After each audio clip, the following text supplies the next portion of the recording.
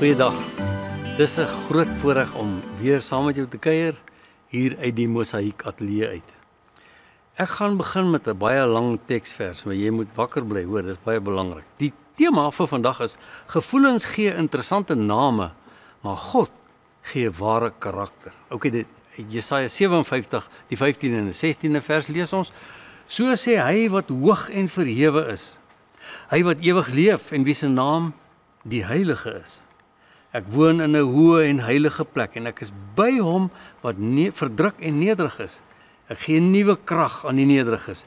Ek gee nuwe krag aan die verdruktes. Ek reken nie vir altyd die sonde toe nie. Ek bly nie vir altyd toornig nie, want anders sou dit die einde beteken van die mens aan wie ek die asem gegee het. Kom in die 83 vertaling. As ons oor gevoelens praat, moet jy ook dink aan mites.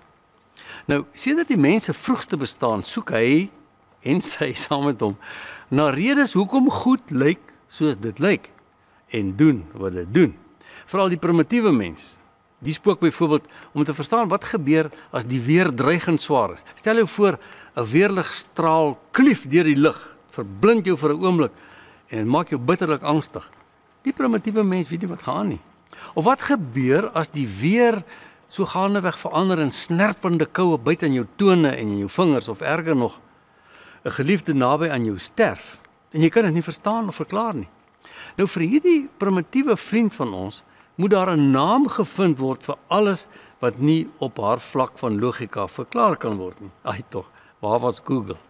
Dit wil dus lyk of mites nog altyd by ons was, omdat ons emosionele uitsig op die wêreld maklik aansluiting vind by 'n mite. Dit help ons die lewe verstaan. So tref jy in alle kulture die bestaan van 'n godfiguur aan. Dis nou met 'n klein lettertjie, hoor.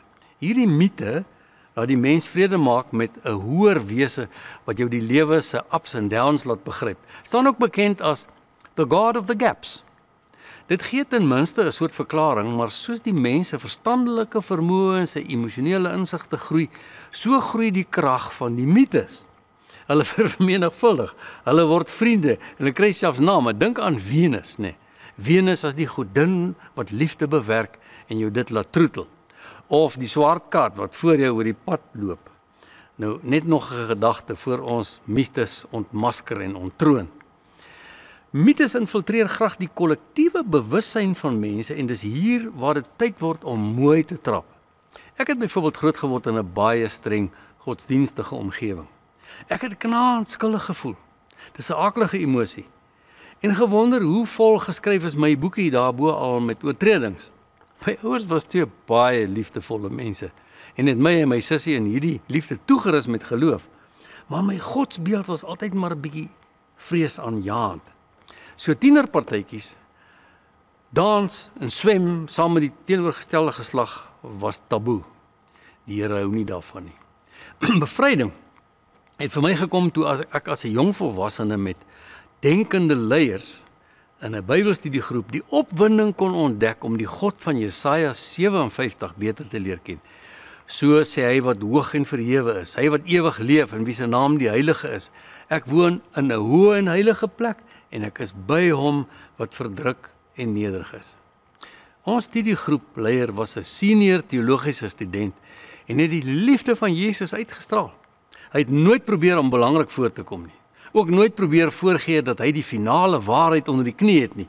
As ek terugdink, dan besef ek sy helder liefde vir die Here en sy woord, sy emosionele volwassenheid, het my die gaping laat oorsteek van die Here wat die hoë en heilige woonplek bewoon, ver van ons af, na die nou ruimte waar mense hom nodig het, omdat hulle maklik verdruk en nederig voel.